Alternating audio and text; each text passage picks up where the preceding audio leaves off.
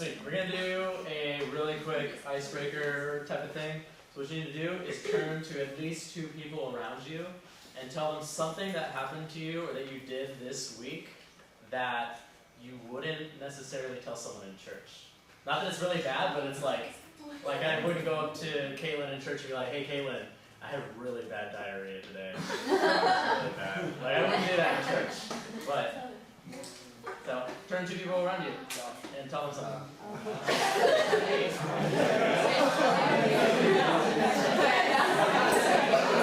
Kayla.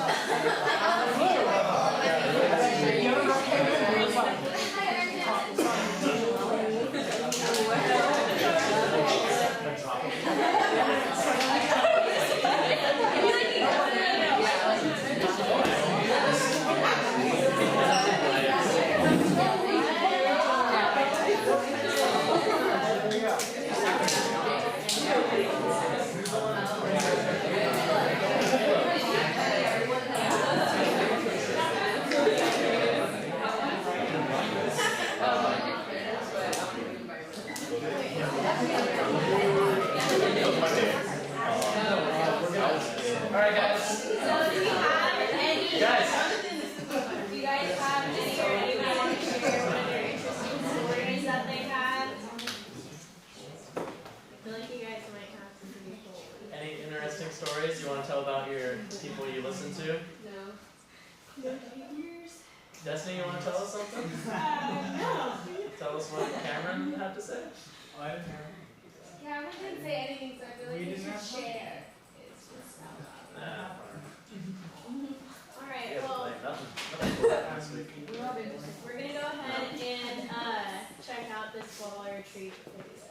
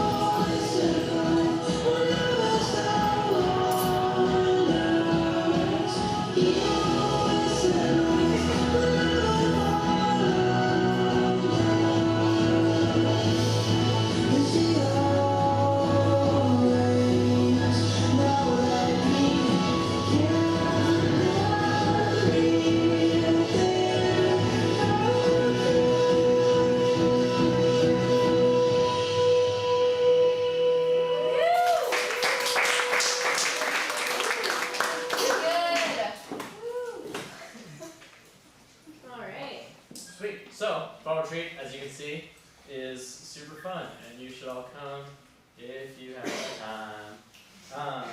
Yeah, fall retreat is awesome time to just like get to hang out with a bunch of other people. A lot of the things that like making new friends and just growing a deep relationship with friends, and that's just an awesome part. Or like resting with God is one of them. Or just learning about God is the whole weekend is just a great time to do that and to just get away from everything, school, whatever. Put off homework until Sunday evening at 10 p.m. So yeah, today is the last day to sign up though. Literally the last, as Chris Kern has told me. And it, $50 to deposit. We have our website up and running to make online stuff, right? Yes, cool. So, whatever, it's on the $50 tonight, last night to do it. And over at Fall Retreat, one of the highlights we have, or one of the activities, I personally like the talent show, because it's just huge variety of people, and then they come out and bust out like their best talent, and it always blows everyone away. So I'm gonna go ahead and invite up Brian and Victoria. Woo! Woo!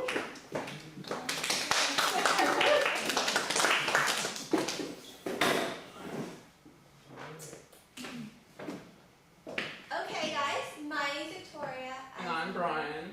And we we are are your the MCs for for your Fall Retreat Retreat Talent Talent Show. That was really like choreographed. Yeah. Like, you just kept trying to do I that. thought we just figured all this out like last time. Absolutely, yeah. Anyways, to help you guys come up with some ideas for the talent show, me and Victoria came up with a few ideas for you. Yeah, so one thing you can do is a dance routine. 5, 6, 7, 8. We're all in this together, and it shows. and we stand. So that's something you can do. Hopefully a little bit better than that. Yeah. That was pretty good, but like 30 seconds. Practice. Another thing is you can do a musical Number. talent. We're not really singers and musicians, so bear with us.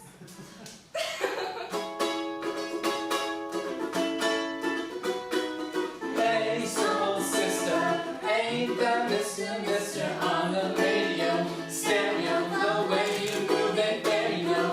Hey, soul sister, ain't you?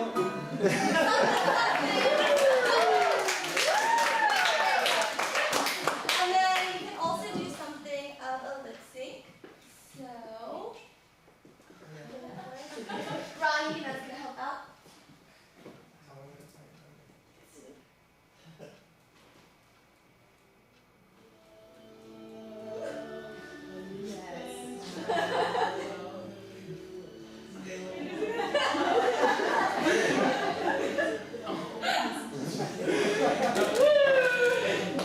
Thank you guys. Hopefully we'll see some better talents at the talent show. Yeah, and so where you can sign up is there's a sign up sheet over there. You can sign up from today until the day of Fall Retreat. And you can come up with a group name, you can have many people in your group, or you can even do a solo. Yeah. So I know like last time Zach, he played a wonderful piece and he was a one-man, band, so that was cool. And or you can do like a boy band where they dance and I choreographed. It was really great, There's a lot of guys. booty movement. Or recite Lord of the Rings, which was very Which impressive. won last time too. And then we also have a really great prize that will be surprised the day of. So thank you guys. Hope we see you guys sign up.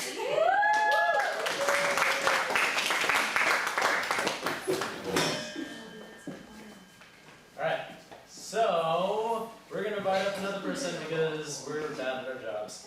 Cameron, come up here. So, we are now trying to do some more stuff on social media, which is a lot of fun, and more as in like not zero. So, expectations are gonna be out of this world. So, to start that, we are now on Snapchat. So everybody, you guys have to take out your phones right now. We're all gonna do this. You go to add friends, and then it's the bottom one. It says add nearby. So add me. I'm the Snapchat person. This isn't my personal one. It's Crew's. Wait, what's the name? Yes. So for all of this, it's at City Crew, except for Facebook, which is just City Crew, I think. I don't know. I don't do that one. So I'm gonna be adding people when you guys are ready. So yeah. So sweet. Oh yeah. I'm gonna take a video actually right now. Of you guys. Can you guys like say something for me? Everybody cheer. Everybody stand up and cheer. Okay?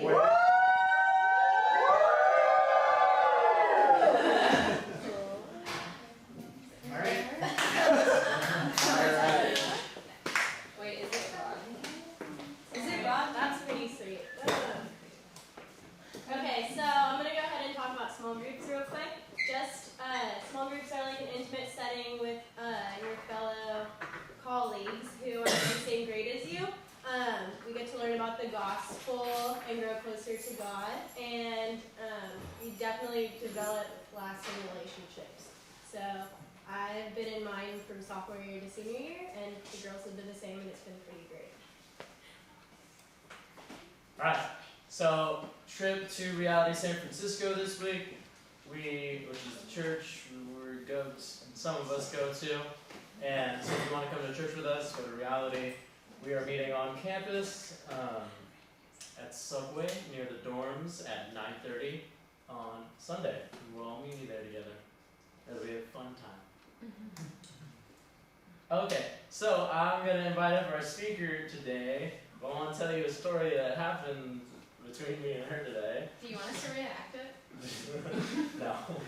So Braun and I were walking today, walking to class after we got to campus together, and we were passing between the Fine Arts and the Creative Arts building, and we started walking, and I saw Kayla coming towards me, and she didn't see me, so I waited till she was about right here, having not noticed me, and then I went, "Ugh!" and shouldered, I didn't hit her, I just jumped out in front of her, and she screamed at the top of her lungs, people turned around and thought I was assaulting her. And all I could do was stand there and laugh because I didn't know. She was huddled over, and I was like, I didn't do anything wrong. And she said that if I had known better, she would have punched me in the face. So with that, welcome up your speaker, Kayla.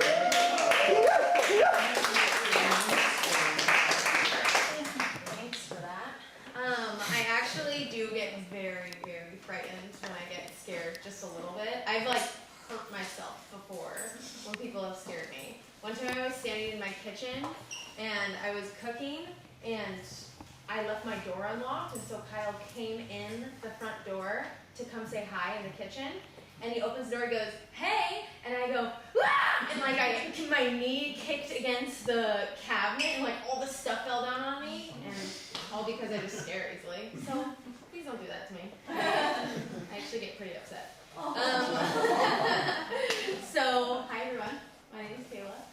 I am an intern here with City Crew, so I work for this organization. I'm from Southern California. Any Orange County people out there?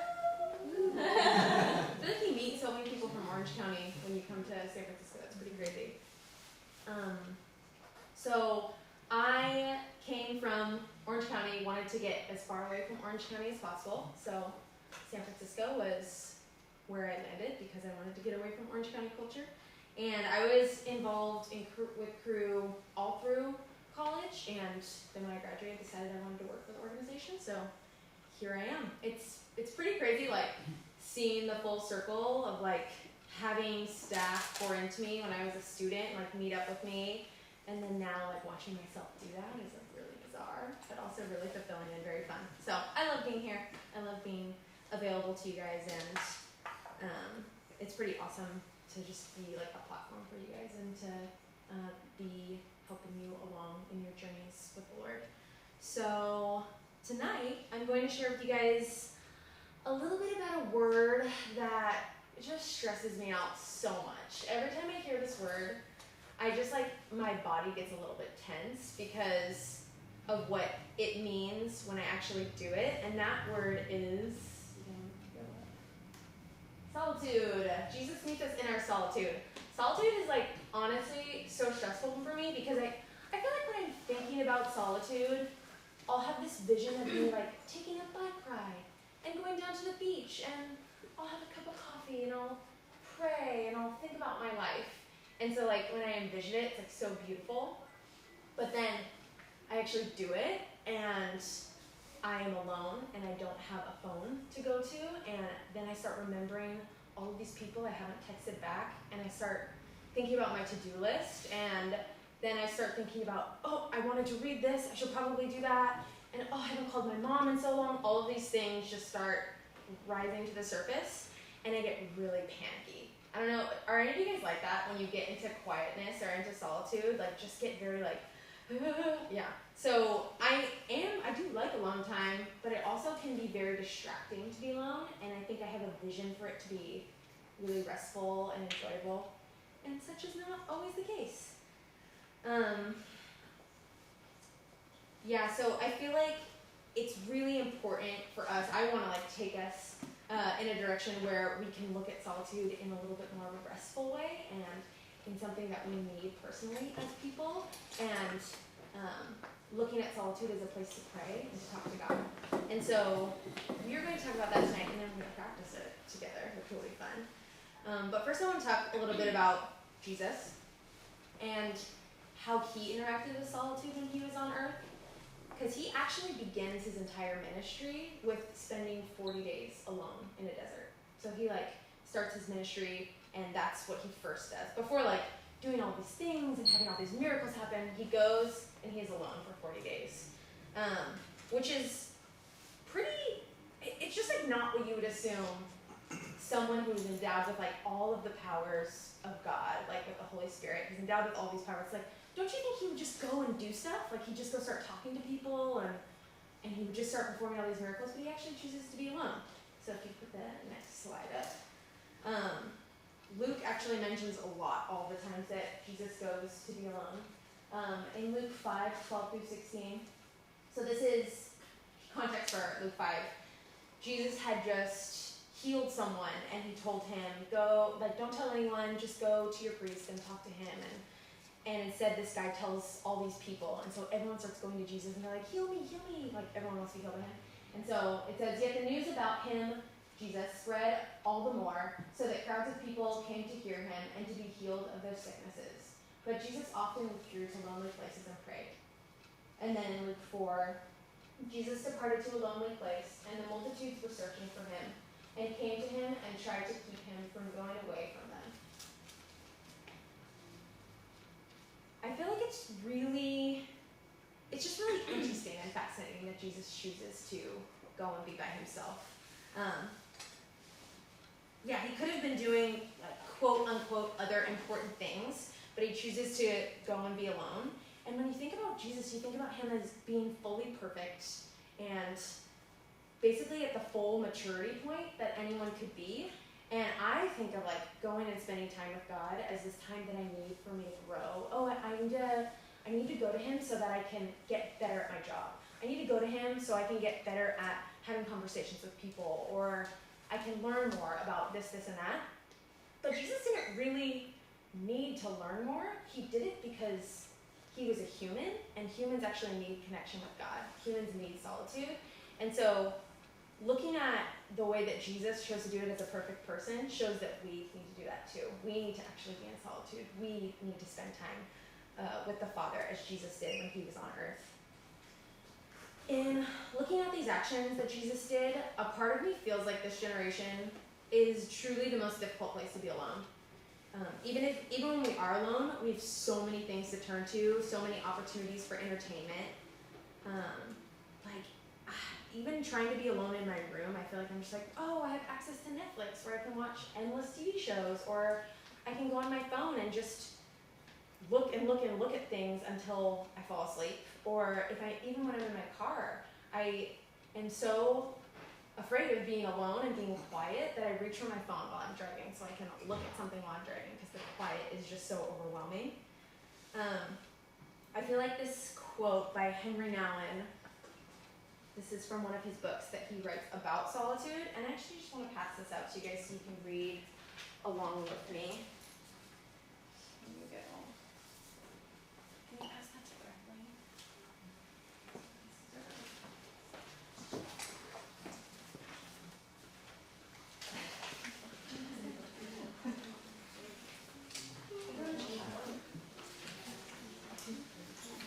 So Henry Nouwen talks about solitude in this book. And I wanted you guys to just be able to read along with me so you can take in all of the stuff that he says. But I feel like it speaks to our generation really well, and speaks to all of the distractions that we do have in our lives when we try to be alone and spend time away from the busyness of life and spend time in silence. That's great. Okay, so I will read it so you guys can just read along with me. understand the meaning of solitude, we must first unmask the ways in which the idea of solitude has been distorted by our world. We say to each other that we need some solitude in our lives. What we really are thinking of, however, is a time and a place for ourselves in which we are not bothered by other people, can think our own thoughts, express our own complaints, and do our own thing, whatever it may be. For us, solitude most often means privacy.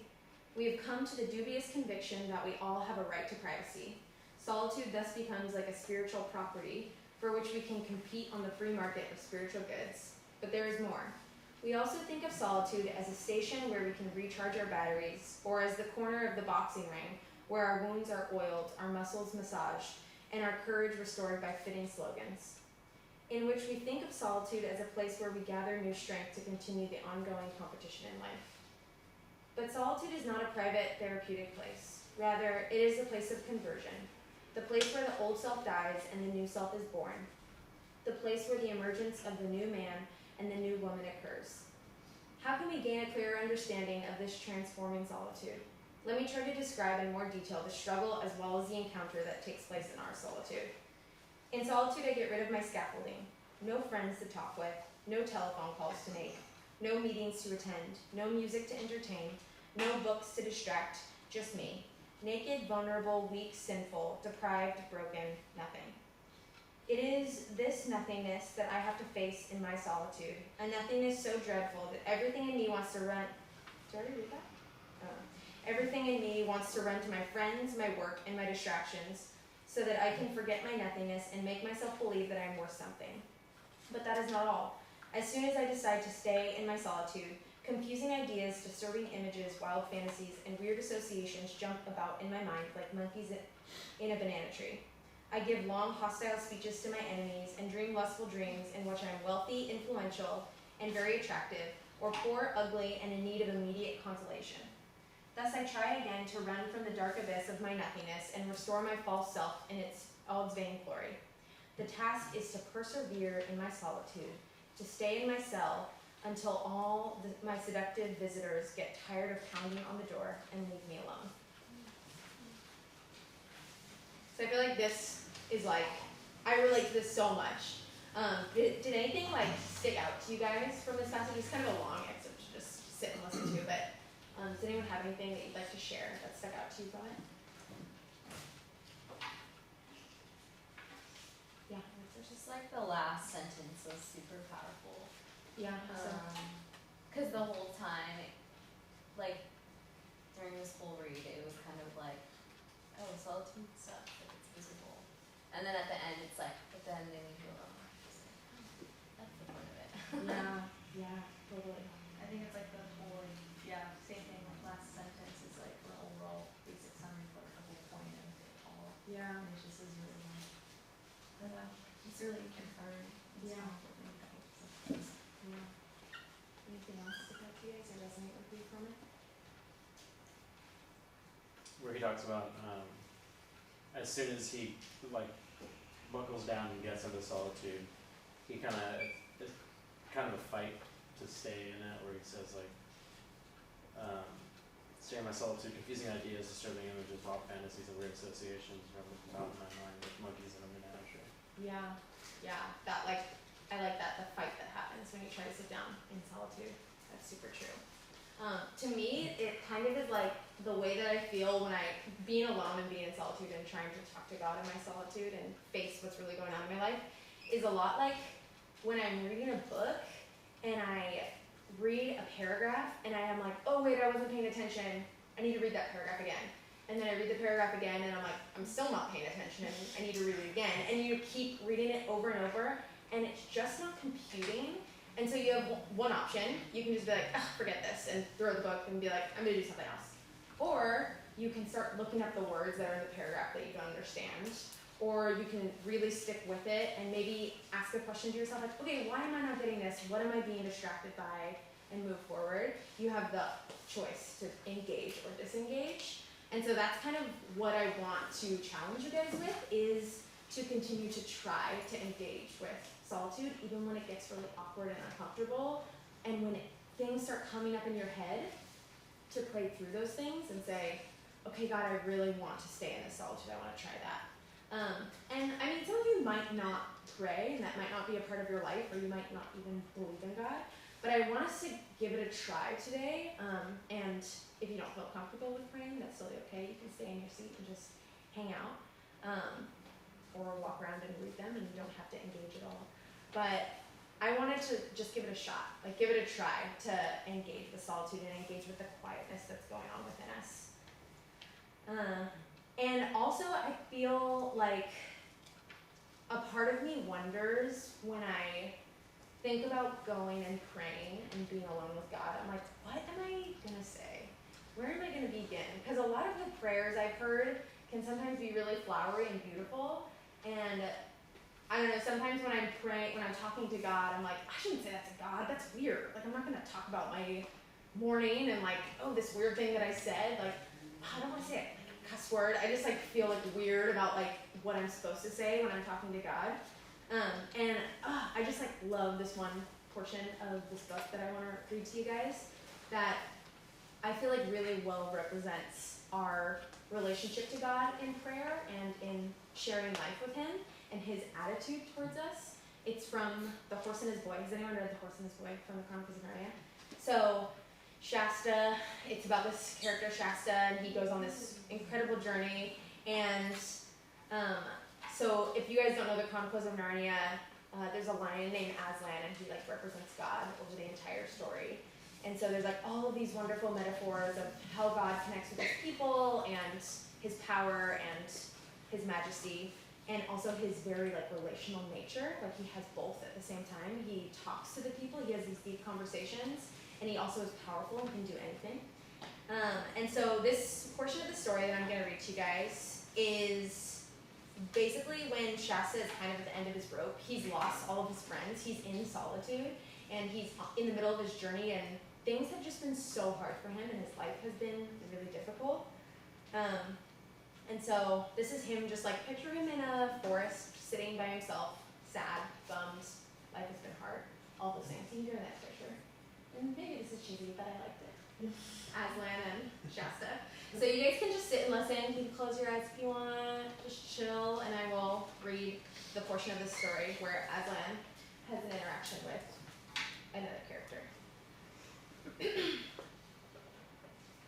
And being very tired and having nothing inside him, Shasta felt so sorry for himself that the tears rolled down his cheeks. What put a stop to all of this was a sudden fright. Shasta discovered that someone or somebody was walking beside him. It was pitch dark and he could see nothing, and the thing or person was going so quietly that he could hardly hear any footfalls. What he could hear was breathing. His invisible companion seemed to breathe on a very large scale, and Shasta got the impression that it was a very large creature. And he had come to notice this breathing so gradually that he had really no idea how long it had been there. It was a horrible shock. It darted into his mind that he had heard long ago that there were giants in these northern countries. He bit his lip in terror. But now that he really had something to cry about, he stopped crying. The thing, unless it was a person, went on beside him so very quietly that Shasta began to hope that he had only imagined it.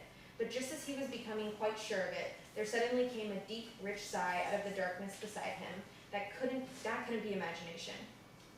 Anyway, he has felt the hot breath of that sigh on his chilly left hand. So he went on at a walking pace, and the unseen companion walked and breathed beside him. At last he could bear it no longer. "Who are you?"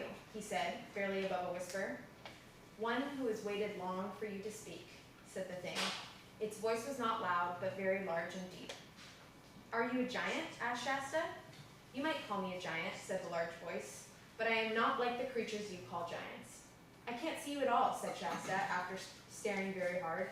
Then, for an even more terrible idea came into his head. "You're not something dead, are you? Oh, please do go away." "I am the unluckiest person in the world." Once more, he felt the warm breath of the thing on his hand and face. "There," it said. "This is not the breath of a ghost. Now tell me your sorrows." Shasta was a little reassured by the breath, and so he continued and told his story.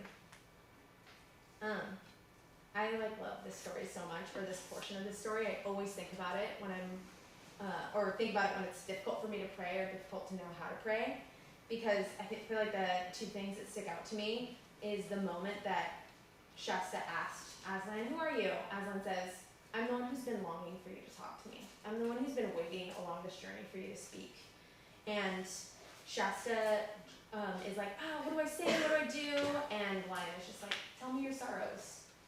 And I feel like that is like really shows like the relational side of God and Him wanting to hear from us. And there's no pressure in it. There's not this like, "Oh, you have to pray this thing, and then you have to ask for this specific thing and make sure that this happens." But it's just God coming to you and saying, "I want to hear from you. Tell me what's going on in your life."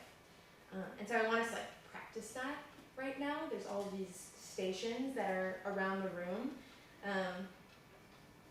and everyone like has a different thing going on. I'm pretty sure you can have like 5 people at each one at a time. And if you want to go to all of them, you can. You can put it up next slide. If you want to go to all of them, you can. If you go to all of them, you'll have to spend like, what time is it right now? Does someone have this? 8:44. Okay, yeah, so you've got time. If you want to go to all of them, you have like 5 minutes at each one. But if you stop at one and you really connect with it and you just want to sit in it for a while, stay there the whole time. It's no big deal. You don't have to, you're not like forced to do anything. And if you want to read one of the prompts and just sit in your seat, that's okay. Or sit in, there's chairs in the back, you can pull your chair somewhere else. But each one has a little prompt that you can go through. And I know we've been talking about solitude, and this isn't necessarily solitude because there's 30 people in the room, so obviously. And there's going to be music playing too. But the music is more so, less for you to be distracted by music and more so to like feel alone and feel like you are by yourself, because if there wasn't music, you'd hear footsteps and stuff, and that can be distracting. So that's why it is the way it is. But I do still want to challenge you to try to work solitude into your week and give that a shot even this week, to find one, even if it's one time this week, to just take a walk and be alone and leave your phone. Really challenging. Leave your phone at home, just bring your key and walk around and have a conversation with God. I wanted to challenge you guys to do that. But for now, we are going to do these stations. So I would say don't go to a station if there's more than 5 people. I would say 5 people would be like a good amount for each station. 6 is fine. But we are going to turn off the lights and put on some music. If you have a book to write on, like or something to bring out, that'd be great. There's pens all over. And we have paper all over too. If you want to use your own paper, you're welcome to that. And you can kind of start wherever you want. So we're going to do that for the next portion of time. And then when we have a couple minutes to wrap up, I'll let you guys know. But other than that, you're free to just journey around.